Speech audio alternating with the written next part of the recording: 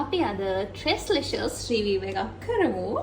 මම අද ඉන්නේ නිගම්බවල hotel J I think අනේ hotel එකේ. ඉතින් මට හිතුණා මෙන්න මේක order කරලා බලන්න. රෑ Tresslicious බඩගින්නක් ඇවිල්ලා මෙන්න මේ Legacy Cafe and Restaurant මම එකෙන් කාලා නෑ. මම හිතන් හිටියේ Blue Peacock එකෙන් අරගෙන කන්න හැබැයි Blue Peacock එක මේ වෙලට වහලා දැන් වෙලා 10යි. ඉතින් අපි මේක try කරලා බලමු. මම හිතන මේකේ sound ඇහෙනවා ඇති කියලා. මොකද mic එක නැහැ මේක. එහෙම content කරන අපු ගමනක් නෙමෙයි නිසා මම ගා mic එක නැහැ. මම හිතනවා මේක රසට ඇති කියලා. මොකද නිගම්බ වලින් මෙච්චර කල් ගත්ත cake එහෙම මුකුත් මාව disappoint කරලා නැහැ. So I really hope this is good. Nice packaging by the way.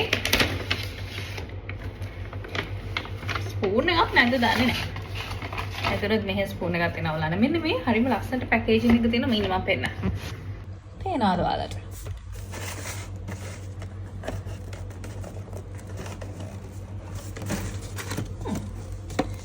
මෙන්න නරක නෑ වගේ. මං චෙරි ගෙඩියට ඉච්ච රස නෑ. ඒ නිසා මම එක මුලින්ම කනවා.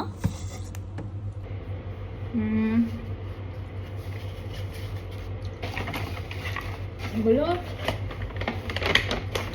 ස්පූන් එකක් නම් දාලා නැත නෑ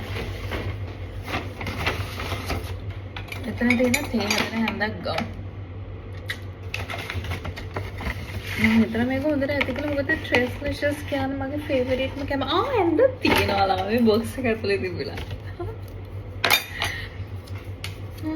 Tresslicious කියන්නේ මගේ awesome cake එකක් So I really hope this is good. ඔයගොල්ලෝ අහන්න පාර ඩයට් එකට මොකද දුන්නේ කියලා එක පස්සේ බලමු.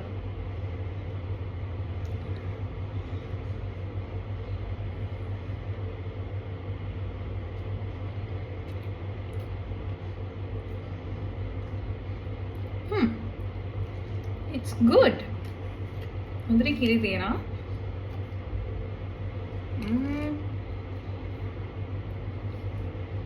මේක හැබැයි මොකක් හරි අලගි යුනික් ෆ්ලේවර් එකකුත් එනවා තව.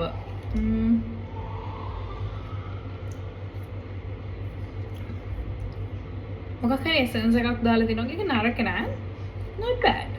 මේක ඇත්තටම රසයි. හරි මේක 980ක් වගේ මම හිතන්නේ වුණේ. I think it's really worth the price.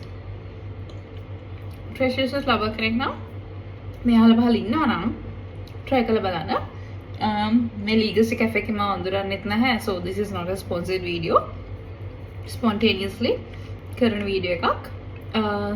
right try කරලා බලන්න. මම මේක rating එකක් දෙන්න පුළුවන් 8 out of 10. නෑ 8.5 out of 10 වගේ දෙන්න පුළුවන්.